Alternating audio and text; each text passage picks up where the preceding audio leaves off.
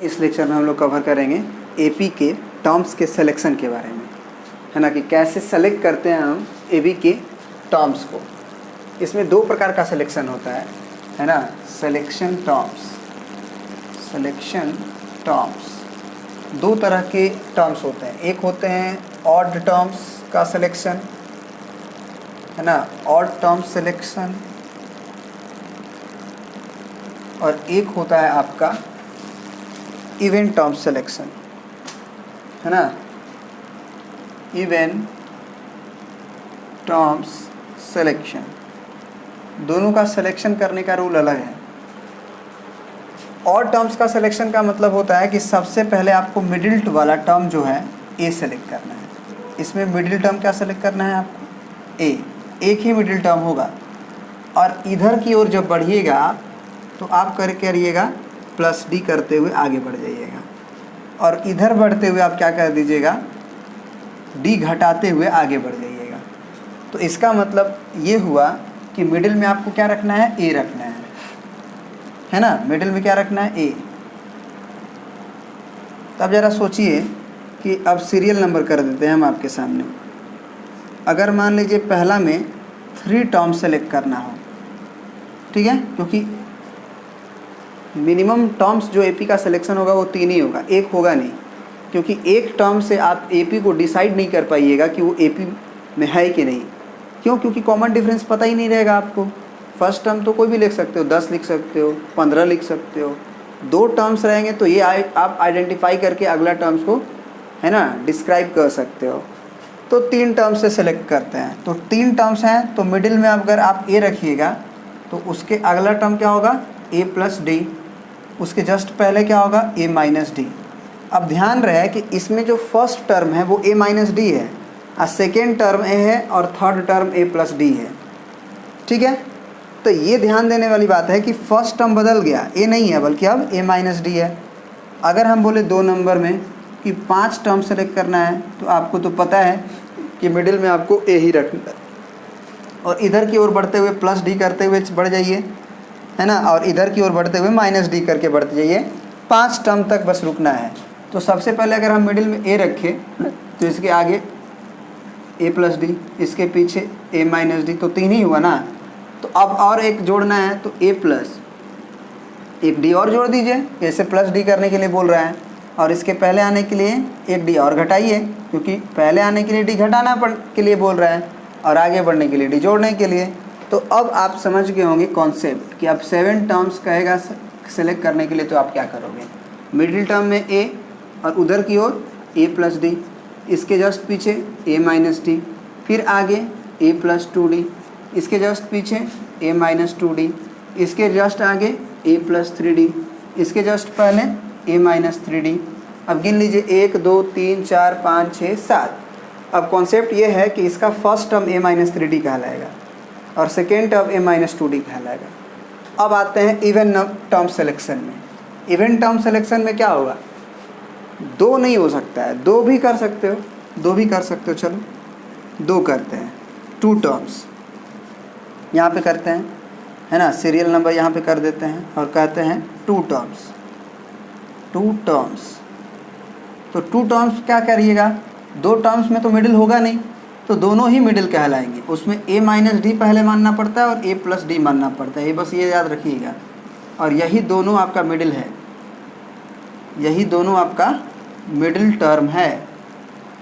इसमें क्या है कि इसमें कॉमन डिफरेंस 2d होता है, याद रखिएगा। इवन टर्म्स में सिलेक्शन में कॉमन डिफरेंस का जो वैल्यू होता है वो 2d होता है, और ऑड टर्म सिलेक्शन में जो कॉमन डिफरेंस होता है उसका वैल्यू d होता है। आप देख लीजिए, डी आगे हुए बढ़ते हुए आगे बढ़े हैं। लेकिन अगर इसमें से अगर हम इसको घटाएं, ए प्लस डी में से अगर हम ए माइनस डी को घटाएं, तो ये ख़त्म हो जाएगा, और डी और डी जुट के 2d बन जाएगा। तो ये याद रहे कि अब इधर की ओर आगे बढ़ते हुए हमको क्या करना है? आगे बढ़ेंगे तो प्लस 2d करना है, और जब पीछे बढ़ेंगे तो माइनस 2d करना है। यहाँ पे तो कोई दिक्कत नहीं है, ये तो समझ में आ गया कि पीछे घटते हुए 2d घटाना है और आगे बढ़ते हुए 2d जोड़ना है। मतलब इवेंट टर्म्स का सिलेक्शन करते समय ये बात का ध्यान रखना है कि कॉमन डिफरेंस का वैल्यू 2d होता है। अब चलिए मान लीजिए हम दूसरा नंबर देखते हैं, 4 टर्म्स का सिलेक्शन। 4 भी इवन नंबर है, तो 4 टर्म अगर सेलेक्ट करना है तो मिडिल में तो आपको यही रखना है, a माइनस डी फिर a प्लस डी। अब आगे बढ़ते हुए d नहीं जोड़ना है, d जोड़ दीजिएगा तो a प्लस 3d हो जाएगा, गलत हो जाएगा। कितना जोड़ना है, 2d। तो 2d अगर इसमें जोड़िएगा तो a plus D plus 2d a plus 3d बनेगा। और जैसे 2d आप जोड़े हैं, पीछे आते हुए 2d आपको घटाना है, तो 2d घटाइएगा तो a minus D minus 2d यानी कि a माइनस 3d। अब समझ गए, 4 वो हो गया टर्म्स। अब जैसे तीसरा नंबर में मान लो 6 टर्म्स सेलेक्ट करना हो, 6 टर्म्स को सेलेक्ट करना हो, सिलेक्शन ऑफ लिख लीजिए, selection of 6 terms, selection of 4 terms, जो भी अपना लिखना है। तो सबसे मिडिल में a माइनस डी फिर a प्लस डी, ये 2 को मिडिल होगा इसमें। आगे बढ़ते हुए 2d जोड़ना है तो a प्लस 3d, फिर इधर पे पीछे बढ़िएगा तो a माइनस 3d। 1 2 3 4 ही हुआ, एक और जोड़िए, a प्लस 2d जोड़ना है तो 5d होगा अब की बार, और 2d घटाइएगा तो a माइनस 5d होगा, ये d है याद रखिएगा। तो इस तरह से हम टर्म्स को सिलेक्ट करते हैं। क्यों इवन टर्म्स को सिलेक्ट करते समय ये करते हैं और क्यों ऑड टर्म्स को सिलेक्ट करते समय ये करते हैं, इसका लॉजिक समझिएगा। कभी कभी क्या कहता है कि एपी में क्या बोलता है कि sum of 3 terms of an AP is 5।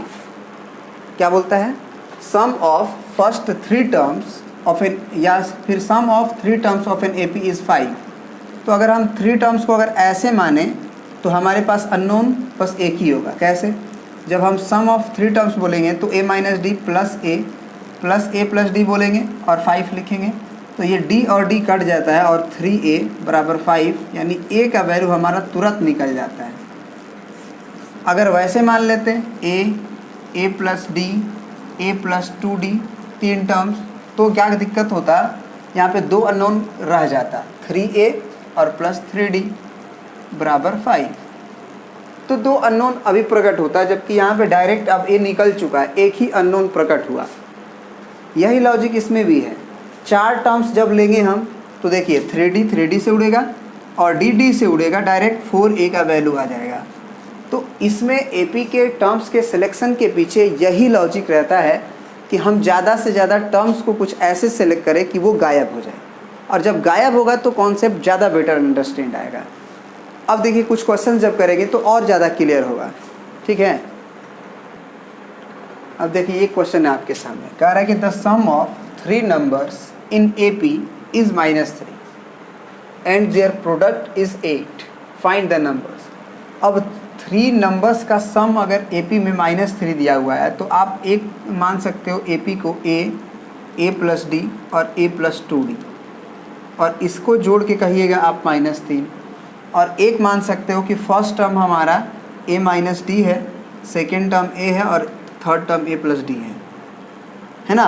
तो अगर ये मान के चलोगे तब a minus D plus a और प्लस a प्लस डी करोगे और -3 लिखोगे तो ये आसान है, क्योंकि ये डी कट जाएगा और डायरेक्ट हमारा 3a का वैल्यू -3 और a का वैल्यू -1 नज़र आ जाएगा। अब a का वैल्यू नज़र आ गया, इसमें करते तो क्या होता, यहाँ 3a प्लस 3d का वैल्यू -3 आता, तो यहाँ a प्लस d का वैल्यू -1 आता, तो इसमें 2 अननोन रहता। फिर नेक्स्ट में यूज करना है कि एंड देयर प्रोडक्ट इज़ 8। तो प्रोडक्ट इज़ 8 का मतलब हुआ कि अगर हम तो यही मानेंगे भाई, हम यही मानेंगे 3 टर्म्स ऑफ एन AP या 3 numbers are in AP is given by a minus d a plus d, then according to the question. फिर ऑल्सो लिखेंगे हम कि a minus d into a और इंटू a प्लस डी, ये लिखेंगे हम। Product में भी मज़ा है अगर इस तरह से आप AP को सिलेक्ट किए हो तो, और वो वैल्यू दिया है 8।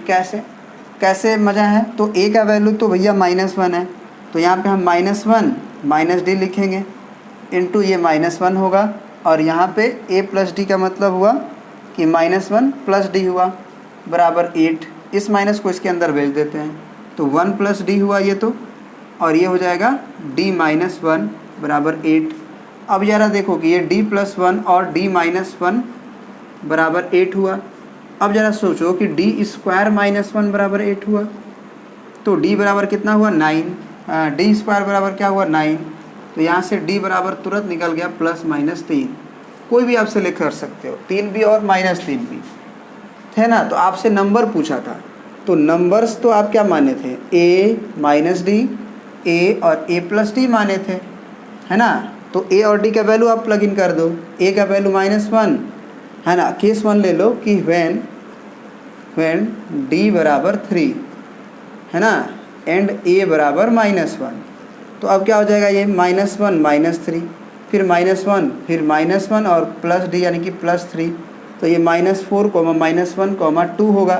फिर व्हेन a बराबर -1 एंड d बराबर -3, तब क्या होता, a माइनस डी में रखते तो a का वैल्यू -1, माइनस डी करते तो +3 हो जाता, फिर a का वैल्यू -1, फिर a + d करते तो -1 प्लस यानी -3 होता, है ना, प्लस डी है तो यहाँ से +2 होता, -1 होता और ये -4 होता। तो आपका जो नंबर्स माने गए हैं वो ज़रा देखो क्या हुआ है, 2 -1 और -4 ही है, और यहाँ भी 2 -1 और -4 ही है। तो ये दोनों आंसर हो सकते हैं, ये भी आंसर हो सकता है, ये भी, दोनों आंसर आर वैलिड। ठीक है, अब आते हैं नेक्स्ट वीडियो में कुछ और क्वेश्चंस करते हैं। ठीक है।